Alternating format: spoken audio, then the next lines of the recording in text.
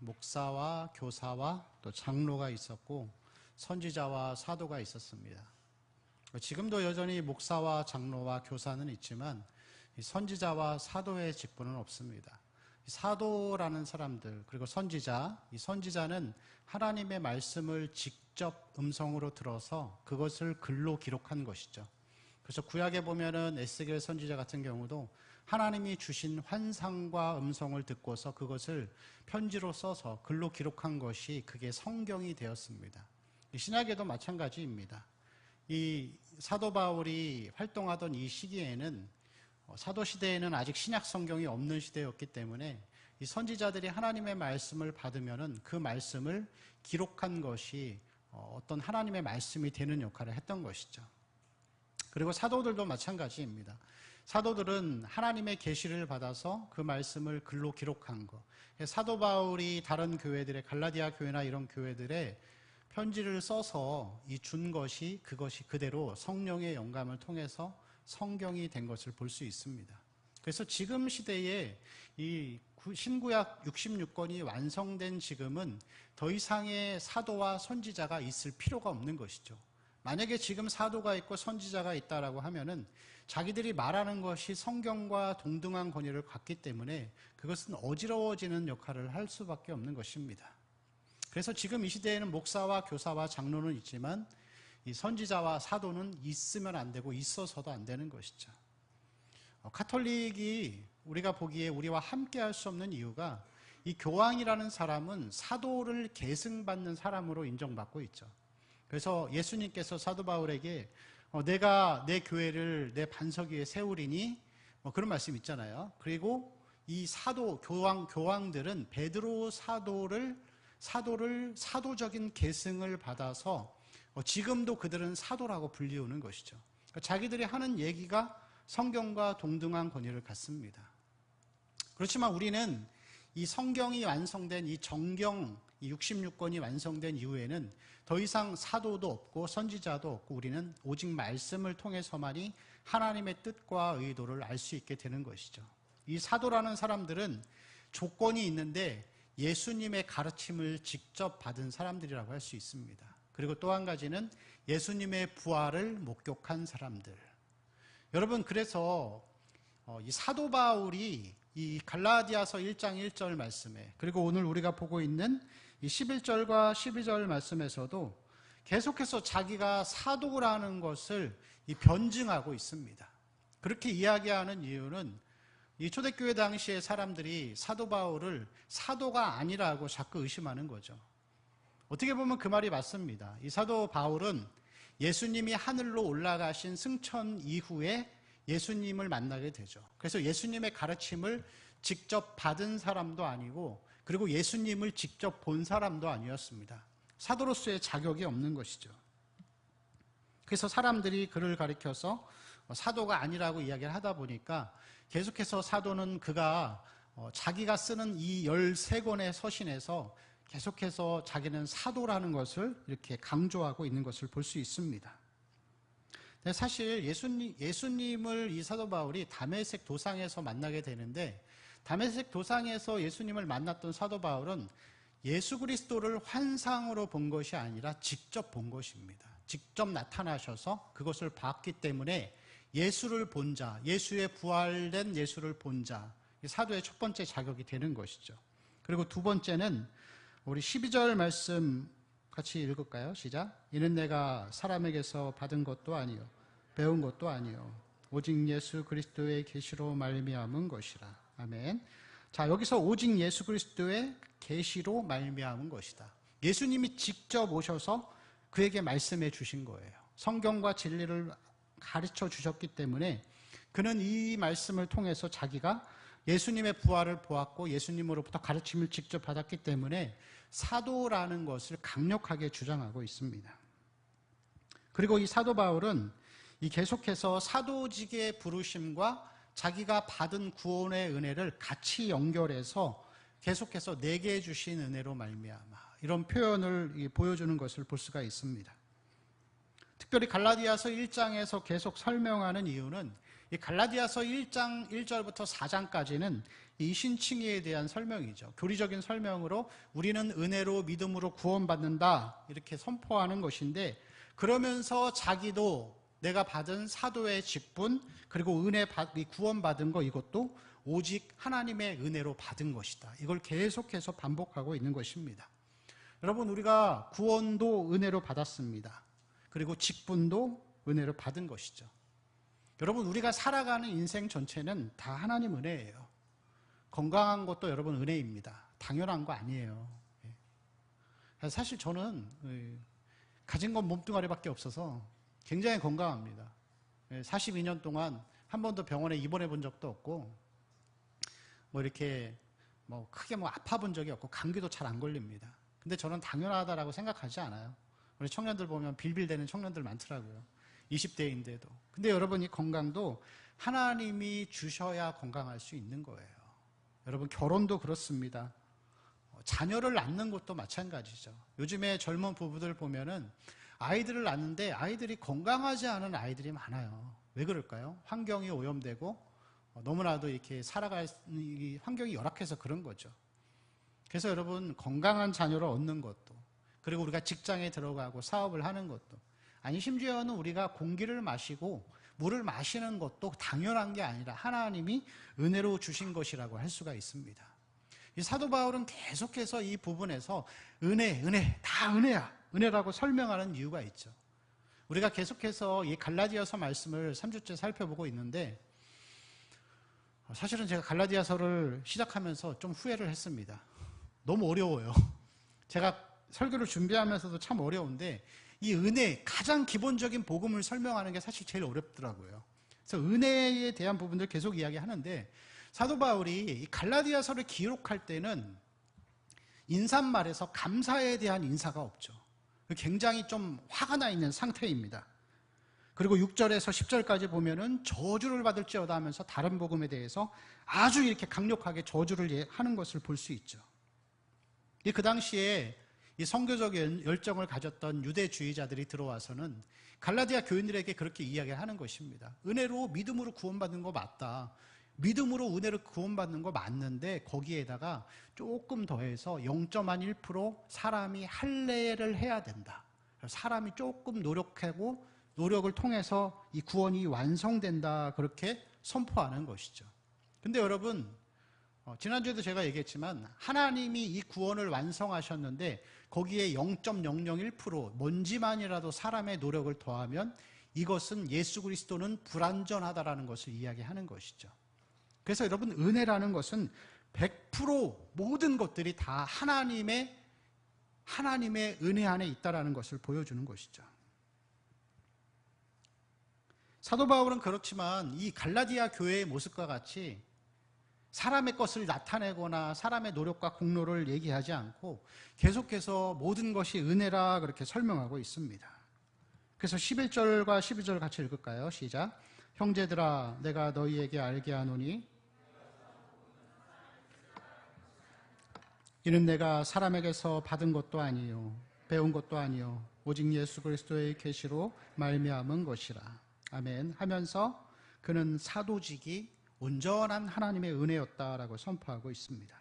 15절을 같이 읽을까요? 시작. 그러나 내 어머니의 태로부터 나를 택정하시고 그의 은혜로 나를 부르신 이가. 아멘. 어머니의 태로부터 나를 택정하시고 은혜로 나를 부르셨다. 사람의 노력이 있나요? 하나님이 부르셨고 택하셨고 세우신 거죠. 사도 바울은 초대교회에 수많은 교회들을 세웠습니다. 그리고 그를 통해서 제자들이 길러지고 제자들을 통해서 전 세계가 복음화되는 능력이 나타났죠. 그에게 하나님이 얼마나 특별한 능력을 주셨는지 그가 가진 손수건에 손만 대어도 사람들의 병이 고쳐지는 역사가 나타났습니다. 그래서 사도 바울은 자기가 마음만 먹으면 얼마든지 명예와 돈을 가질 수 있는 사람이었죠. 자기 우상화가 가능했죠. 여러분, 이단에 가면은 우리는 상상할 수 없는 일들이 일어납니다. 근데 이단의 교주들이 제가 볼 땐 천재들이에요. 굉장히 대단한 사람들이에요. 근데 이렇게 피가름 이렇게 해가지고 그렇게 얘기하죠. 교주님, 우리 아내를 거룩하게 해주세요. 그게 무슨 뜻인지 알아요, 여러분? 우리 아내랑 잠자리를 가져달라는 거예요. 근데 여러분, 그거를 당연하게 생각하고 영광으로 생각해요. 우리가 생각할 때 있을 수 없는 일이. 하나님의 일을 맡고 이 초자연적인 역사를 나타낼 수 있는 이 사도 바울과 같은 사람이나 혹은 이 종교성이 강한 이 교주 같은 사람들은 자기가 나쁜 마음 먹고 그러면은 얼마든지 권력을 가질 수 있고 돈도 가질 수 있고 다 가질 수 있는 거예요. 근데 사도 바울은 그렇게 하지 않죠. 그는 겸손하고 계속해서 이것이 하나님의 은혜로 받은 것이다. 은혜로 나타내신 것이다. 하나님의 일방적인 은혜라고 이것을 이야기하고 있습니다. 여러분, 하나님의 은혜는 내가 구원받았던 과거에만 있는 것이 아니라 구원받은 이후에 우리가 하나님 앞에 갈 때까지 우리의 평생 인생은 하나님의 은혜로 살아가는 것이죠. 내가 잘해서 얻은 게 아니고 내가 잘나서 얻은 것이 아니라는 것입니다. 여러분, 우리가 가진 직분이나 은사에 대해서도 그런 마음을 가져야 하는 것이죠. 말로는 하나님의 은혜라고 하면서 자기의 은사를 나타내는 사람들도 많습니다. 성경에 보면 가룟 유다가 그랬습니다. 초대교회 사도들은 다 신실한 신앙인들이었지만 그 중에 그 제자 중에 한 사람 가룟 유다는 요한복음 12장 6절에 보면은 이렇게 기록되어 있습니다. 같이 읽을까요? 저는 도적이라 돈깨를 맞고 거기 넣는 것을 훔쳐가미로라. 이것을 NIV 성경으로 보면 이렇게 기록되어 있습니다. 그는 도둑이었다. 돈가방을 맡은 자로서 그는 그 안에 있던 것을 사취하곤 하였다. 그렇게 기록하죠. 예수님을 평생 따라다녔지만 여러분, 우리 마음 자세가 올바르지 않고 나의 유익과 이익을 추구하면 언제든지 변질될 수 있습니다. 은혜를 놓쳐버리면 그렇게 될 수 있는 것이죠. 저도 참 두렵습니다. 목회를 하는 동안 혹시라도 내가 그런 사람이 되지는 않을까. 여러분, 그리스도인은 빈손으로 열린 머리를 가지고서 가슴으로 주님께 나아가서 그분의 말씀을 듣고 그분이 주는 것을 받는 사람입니다. 참된 직분과 은사와 구원에 대한 은혜를 가지고 살아야 할 줄로 믿습니다. 여러분, 목사가 뭐라고요? 대답을 해봐요. 목사는 양치기 개입니다. 여러분이 군림하는 사람이 아니에요. 목사의 말에 다 순종할 필요 없어요. 목사가 하는 말이 성경이 정확하게 말하는 의도대로 선포될 때만이 그게 하나님 말씀이에요. 그래서 교회 안에는 권위가 딱 하나 있는데 영적인 권위예요. 그것은 강단에서 선포되는 하나님의 말씀에 대한 권위. 그리고 목사는 밑에 내려가면 여러분과 동급이 되는 거예요. 똑같은 하나님 앞에 성도라고 할 수 있습니다. 만약에 목회자가 목회를 하면서 목회를 잘하고 말씀이 좋아서 성도들이 막 늘어난다고 해서 그것을 가지고 자기 권력이 되어버리고 그것이 자기의 어떤 이익을 위해 한다고 하면은 그것은 하나님의 은혜가 무엇인지를 우리는 모르는 것이라고 할 수 있겠죠. 그래서 우리가 가지고 있는 모든 직분과 은사들은 다 하나님의 은혜로 주어지는 것입니다. 제가 결혼을 하고 나서 한 1년 정도 있었나요? 제가 가진 게 없어서 처가에 한 2년을 얹혀 살았었습니다. 하루는 밥을 먹는데 우리 장모님이 그러시는 거예요.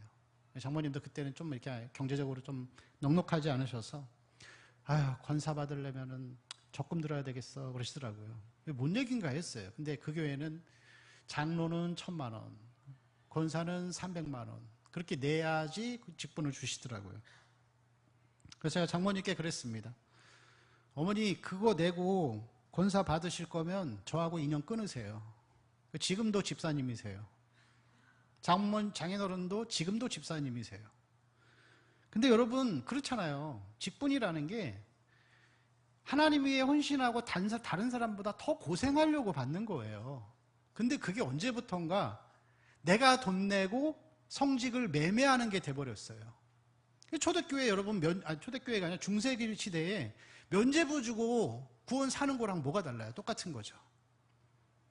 그리고 그렇게 직분을 받아서 장로로서, 권사로서 자기가 마치 다른 성도보다 위에 있는 것처럼, 부목사보다 위에 있는 것처럼 그렇게 생각하는 것은 이 은혜가 뭔지를 모르는 거예요. 교회는 여러분 다 하나님 은혜예요. 우리가 하는 게 아니라 예수 그리스도가 죽어서 그것을 우리가 값없이 받은 거예요. 하나님의 입장에서는 여러분, 우리는 은혜를 받고 값없이 받았고 그냥 무조건 다 받은 거지만, 하나님 입장에서는 어마어마한 대가를 치르신 거예요. 자기 아들을 죽이셨고 이 땅에 사람의 몸을 입고 오셔서 33년 동안 너무나 비참한 삶을 살게 하시고 그 가운데 율법을 순종하게 하면서 우리가 그것을 믿고 나아가면 값없이 받는 거예요. 근데 여러분, 값없이 받는 거지 값싼 게 아닙니다. 하나님 입장에서는 다 내어놓으신 거예요. 근데 뭘 자랑하냐고요. 직분이 있고 목사가 되었고 내가 뭘 좀 할 줄 알고, 예배의 자리에 나올 때도 내가 그래도 좀 건건하게 사니까 나올 수 있고, 그런 게 어디 있어요, 여러분? 다 십자가 의지에서 나오는 것입니다. 우리의 일생의 삶은 예수 그리스도의 보혈의 은혜로만 사는 것이죠. 예배의 자리에 나올 때도 여러분, 우리가 세상에 있는 사람들보다 선해서 이 자리에 서 있는 거 아니잖아요. 밖에 나가보세요. 우리보다 선하고 도덕적으로 착한 사람들 넘치고 넘칩니다. 우리 상태가 얼마나 안 좋은가요? 그래도 하나님 우리를 자격 없이 부르신 것입니다. 그런 의미로 보면은 여러분, 우리는 항상 때를 따라 돕는 은혜를 받기 위하여 은혜의 보좌 앞에 담대히 나아가야 합니다. 십자가 보혈을 의지해서. 여러분, 우리 삶에서 하나님이 가장 못마땅해 하고 싫어하시는 모습, 내가 했어, 내가 할 수 있어, 삶의 문제, 고통, 어려움들, 가정의 문제, 내가 할 수 있어, 기도의 자리로 나오지 않고 은혜의 자리로 나오지 않고 내가 할 수 있어라고 생각하는 게, 여러분, 그게 도적질하고 강도질하는 것보다 더 나쁜 거예요. 하나님 의지하지 않는 거. 모든 것이 다 은혜입니다. 여러분, 예배의 자리에 나올 수 있는 것도 은혜예요. 여러분, 언제까지 하나님의 복음의 말씀을 들을 수 있는 게 아니에요. 그래서 여러분, 항상 예배의 자리에 나오세요. 여러분 손해예요, 안 나오면. 은혜의 자리가 언제까지 보장되어지는 것이 아닙니다. 복음의 선포가 언제까지 보장되어지는 것이 아니에요. 듣고 싶어도 들을 수 없는 때가 올 것입니다. 모든 것이 은혜이고, 부모가 있다라는 것도 은혜이고, 건강한 것도 은혜이고, 자녀를 주신 것도 은혜이고, 여러분, 운전하고 갈 때 매일 운전하잖아요, 어떤 사람들은. 근데 한 번도 사고 안 나죠. 사고 안 나는 게 당연한 게 아닙니다. 하나님 은혜로 우리를 지켜주고 계시는 거예요. 삶의 모든 부분에서 지켜주시기 때문에 우리는 항상 하나님 앞에 겸손하고 또 겸손하고 또 겸손해야 하는 것이죠. 오늘 말씀을 계속 보면은 사도 바울은 계속 그렇게 설명하고 있습니다. 사람의 뜻을 따라 된 것이 아니다. 사람에게서 받은 것이 아니다. 예수 그리스도의 계시로 말미암은 것이다. 15절 말씀에도 나를 택정하셨다. 은혜로 나를 부르셨다. 그리고 16절에 보면은 그를 내 속에 나타내셨다. 내가 만나고 싶어서 만나진 게 아니라 하나님이 찾아오셔서 우리를 만나주신 것입니다. 그게 구원이고 우리의 삶의 모습이죠. 항상 이 은혜를 소망하며 살아가는 우리 청년들의 삶이 되기를 축원합니다. 13절 같이 읽을까요? 시작. 내가 이전에 심히 박해하여 멸하고. 아멘. 자, 사도 바울이 율법 가운데 있을 때 자기가 어떠했는지를 보여주고 있는데, 심히 박해하고 멸하였다, 죽였다, 이렇게 표현하고 있습니다. 고린도후서 3장 6절 말씀에 보면은 이제 그런 말씀이 있습니다. 같이 읽을까요? 시작. 그가 또한 우리를 새 언약의 일꾼 되기에 만족하게 하셨으니 율법 조문으로 하지 아니하고 오직 영으로 함이니 율법 조문은 죽이는 것이요 영은 살리는 것이라. 아멘. 율법 조문은 뭐 한다고요? 죽이는 것이요 영은 살리는 것이라. 여러분, 세상과 교회의 차이가 있어요. 세상은 율법의 원리고 교회는 은혜의 원리입니다. 그래서 세상은 법의 원리를 따라가기 때문에 만약에 어떤 사람이 죄를 지으면은 그에 맞는 법적인 책임을 물어서 뭐 형량을 받고 거기에 대해서 벌금을 부과받거나 감옥에 가죠. 불쌍히 여기지 않고 법대로 처리하는 거예요. 회사도 마찬가지죠. 일을 하다가 이 회사에 큰 손해를 끼치면은 아유, 어쩌다 그랬을까, 안 됐네 하면서 괜찮아 하면서 그 손해를 덮어주지 않죠. 물론 그런 데도 있긴 있을 수 있겠죠. 그렇지만 책임을 묻고 거기에 대해서 뭐 징계를 하든지 해고를 하든지 그러면서 그렇게 하게 되죠. 근데 여러분, 교회는 율법이 아니라 은혜가 지배하는 곳입니다. 그래서 우리가 성도 중에서, 청년들 중에서 누군가 잘못을 했을 때 법의 잣대로 바라보면 안 돼요. 쟤 왜 저렇게 살까? 쟤 왜 저래? 이러면 안 된다는 거예요, 여러분.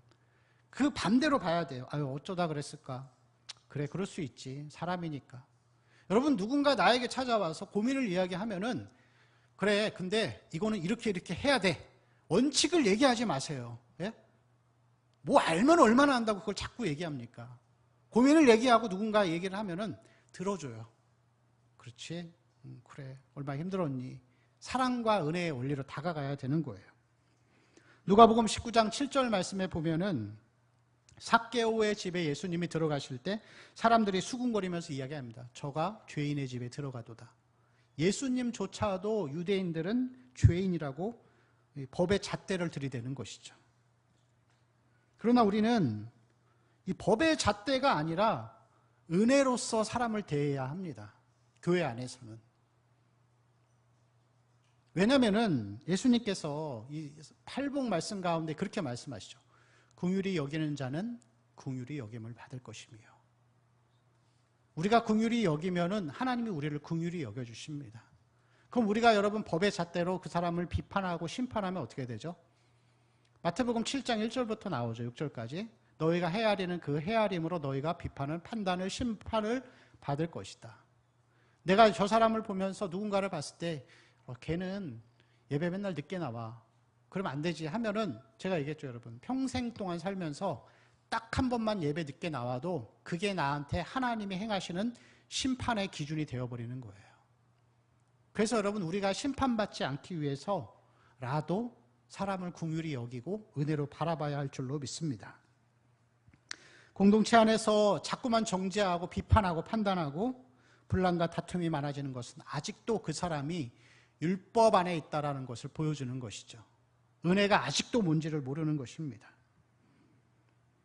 14절 말씀을 한 번 더 같이 읽겠습니다. 시작. 내가 내 동족 중 내 조상의 전통에 대하여 더욱 열심히 있었으나. 자, 사도 바울이 은혜 가운데 있지 않고 유대교회에 있을 때에는 14절 말씀과 같이 지나치게 믿었고 그 다음에 더욱 열심히 있었다, 그렇게 기록하고 있습니다. 여기서 지나치게 믿는다라는 이 표현은 우거진 숲을 개척해서 길을 만든다는 그런 뜻이에요. 여러분, 숲에 가서 나무 뽑고 하면서 길 만들 수 있을 것 같아요? 사람이? 못하죠. 그만큼 어마어마한 열심을 보여줬다라는 것을 보여주죠. 우리가 잘 알듯이 사도 바울은 원래 바리새인 중에 바리새인이고 히브리인 중에 히브리인이었습니다. 로마 시민이고 로마의 군인이었습니다. 그리고 유대교의 대학자인 가말리엘 문화에서도 아주 뛰어난 제자였죠. 바리새인들은 율법을 613가지 조항을 쪼개가지고 5,000가지로 만들어서 그거를 철저하게 지켰던 사람들입니다. 11조를 하는데 채소까지도 11조를 하죠. 뭐 예를 들어서 여러분, 우리가 시장에 가서 배추를 한 통 샀어요. 그럼 바리새인들은 배추를 다, 입을 다 떼어요. 그 개수를 다 쉬어요. 150개, 그러면 15개 하나님 앞에 드리는 거예요. 우리는 그런 열심은 없잖아요. 그리고 이 바울은 사울이 되었을 때 예수가 하나님의 아들이라는 것이 이단적인 사상이고, 그리고 구약 성경 어디엔가 보면은 나무에 달려 죽은 사람은 저주를 받은 것이다 하면서 예수는 나무 십자가에 달려서 죽었기 때문에 하나님께 저주를 받은 것이라고 하면서 이것이, 예수를 전하는 것이 유대교의 입장에서는 하나님을 모욕하는 것이기 때문에 이 사람들을, 그리스도인들을 잡아서 죽인 거예요. 그럼 여러분 생각해 보세요. 바울이 유대교에 있을 때 거듭나기 전에 사울로서 이러한 행동들을 했던 이 신앙의 동기가 무엇이죠? 뭐 때문에 이렇게 했죠? 하나님 사랑하니까. 하나님 사랑해서 한 거예요. 그럼 여러분, 우리는 어때요? 왜 예배드리고, 왜 말씀 보고, 왜 기도하고, 왜 헌금하고 헌신하죠? 하나님 사랑하니까. 그죠? 똑같아요. 율법 아래 있는 자나 우리나 신앙의 동기가 하나님을 사랑해서 하는 거예요. 근데 바울이 하나님을 사랑해서 이 일들을 했는데 예수가 나타나서 물어보시죠. 왜 나를 핍박하느냐? 제가 그 사역을 하기 전에 한 15년 전에 저기 강북에서 한 2년 동안 자취한 적이 있었습니다. 그래서 이제 교회를 청년으로서 이제 다니면서 이제 한 교회를 섬긴 적이 잠깐 있었는데 이 교회가 굉장히 독특한 교회예요. 교회가 이게 술집 활락가 가운데 딱 있어요. 그래서 교회가 좀 오래됐는데 이 교회가 청년들이 굉장히 열심히 였어요. 그래서 토요일 밤이면은 교회 앞에서 마당에서 앰프와 악기를 설치하고 거기서 찬양 집회를 하는 거예요. 그러면 이 교회 앞에 마당이 있고 그 길이 하나 있고 그 길 맞은편으로 술집이 있었어요. 빈대떡 붙여가지고 막걸리 한잔 하면서 먹는 그런 이 술집이었는데 토요일 밤이면은 찬양을 막 하고 있으면은 그 앞에 있는 그 빈대떡집에서 사람들이 찬양 들으면서 술 먹는 거예요. 그거 얼마나 불편하겠어요. 예? 예수 안 믿어도 얼마나 불편하겠어요. 근데 이제 교회가 너무 오래돼가지고 이제 교회를 건축하려고 조금 한 15분 정도 차로 떨어진 곳에 가서 부지를 선정하고 거기에 교회를 옮기려고 했어요. 교회가 오래되기도 했지만 목사님이 목회를 잘하셔서 성도들이 계속 늘어나다 보니까 좀 크게 지어야겠다는 생각을 한 거죠. 근데 그것을 추진하고 목사님과 장로들과 성도들이 그것을 찬성해서 이제 추진하는데 그 중에 한 안수 집사님이 그걸 반대하는 거예요.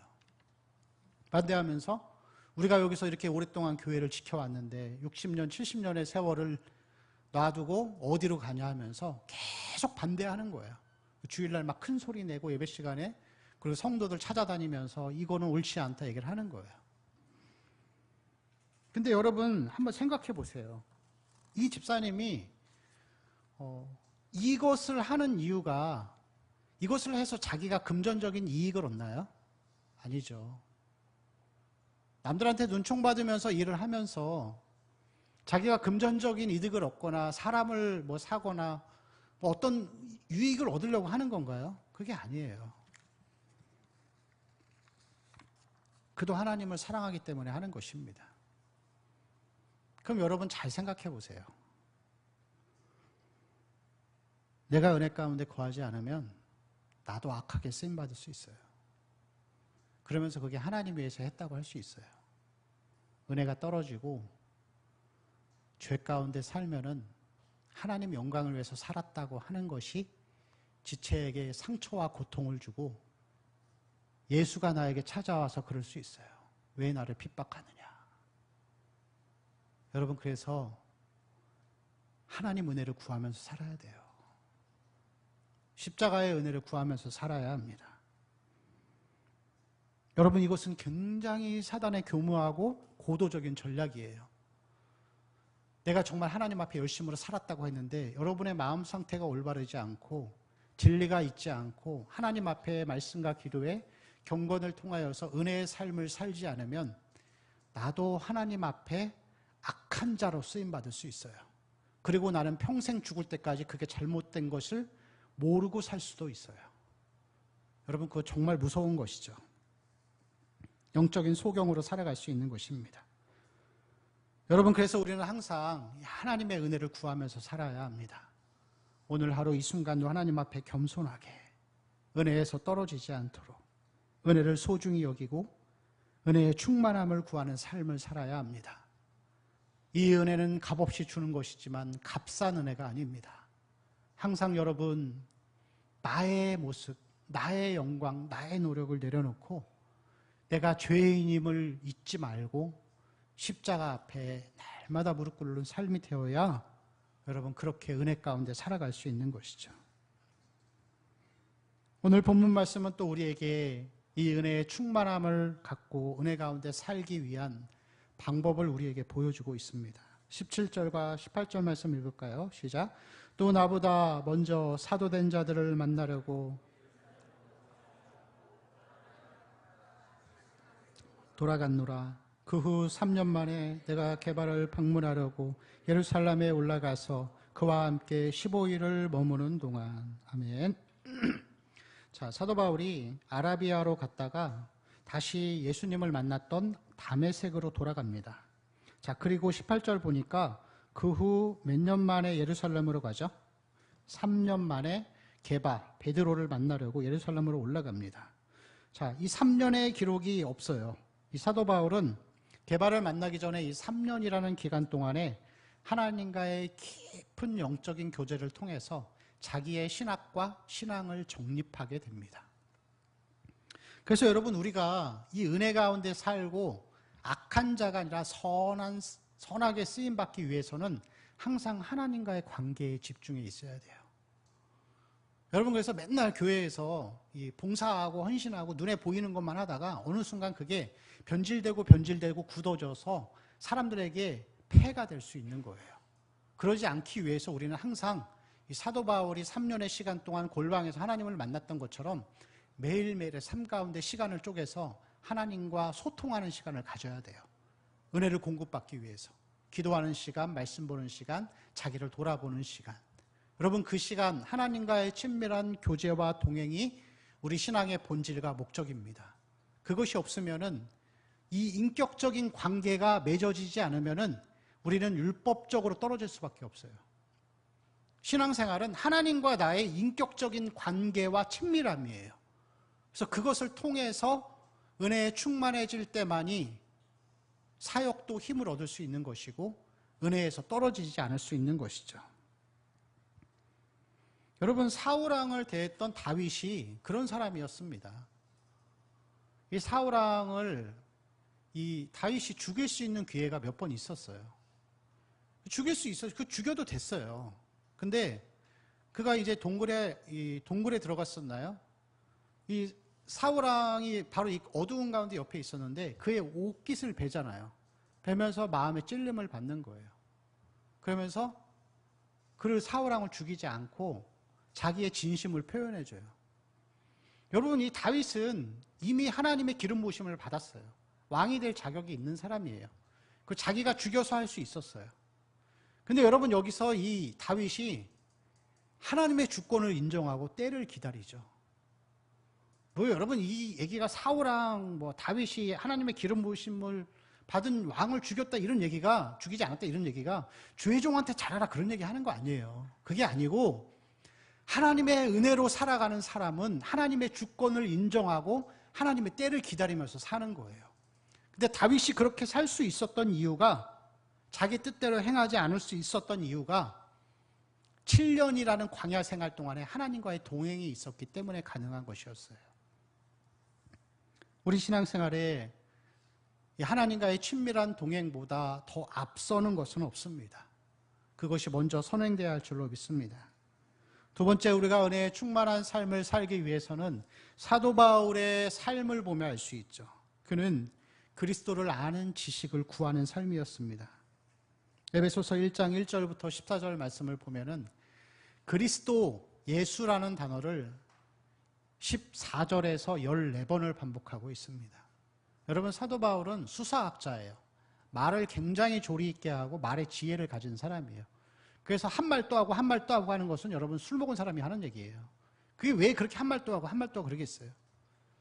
하나님을 생각하고 예수 그리스도를 생각하면 감격에 겨운 거예요. 항상 그리스도 안에서 살려는 그런 삶을 살았던 것이죠. 에베소서 말씀을 보면 그리스도 안에서 그리스도를 구하는 삶을 살았습니다. 빌립보서 2장 5절에서 11절 말씀을 보면 너희 안에 이 마음을 품으라. 곧 그리스도 예수의 마음이니 그는 근본 하나님의 본체시나 하나님과 동등됨을 취할 것으로 여기지 아니하시고 오히려 자기를 비하 종의 형체를 가지고 이 땅에 오신 예수 그리스도를 품고 살아가는 그 삶을 볼 수가 있습니다. 신명기 8장 11절에서 18절 말씀을 보면은 하나님이 여호와 하나님을 기억하라 하시는데 거기서 광야 생활하고 있는 이스라엘 백성에게 반석에서 물을 나게 하신 하나님, 만나를 주신 하나님을 기억하라고 합니다. 우리의 삶에서 기억해야 하는 것. 반석에서 물은 반석이신 예수 그리스도를 통해서 생수의 강에 은혜가 넘치는 것을 이야기하는 것이죠. 만나를 기억하라고 하는 것은 말씀이신 예수 그리스도를 기억하라고 하는 것입니다. 여러분, 항상 기도할 때마다 우리 마음속에 그리스도 안에서 사는 삶, 그리스도 안에서 어떠한 일을 결정할 때에도 이것이 예수 그리스도가 사셨던 삶과 동일한 것인가를 먼저 봐야 합니다. 그리스도가 내가 하려는 일들이 예수 그리스도라면 어떻게 하실까? 그분은 어떻게 생각하실까? 우리는 그것을 항상 인식하며 살아야 할 줄로 믿습니다. 은혜의 풍성과 충만함이 이 땅에서 성도가 받을 수 있는 최고의 축복입니다. 항상 여러분 은혜의 충만함을 구하십시오. 예배 가운데 십자가의 은혜가 넘칠 수 있도록 우리 삶 가운데 이 은혜가 충만한 삶을 통해서 세상에 감당할 수 없는 그리스도인으로 사는 우리 성도들과 청년들의 삶이 되기를 축원합니다. 우리 찬양하고 같이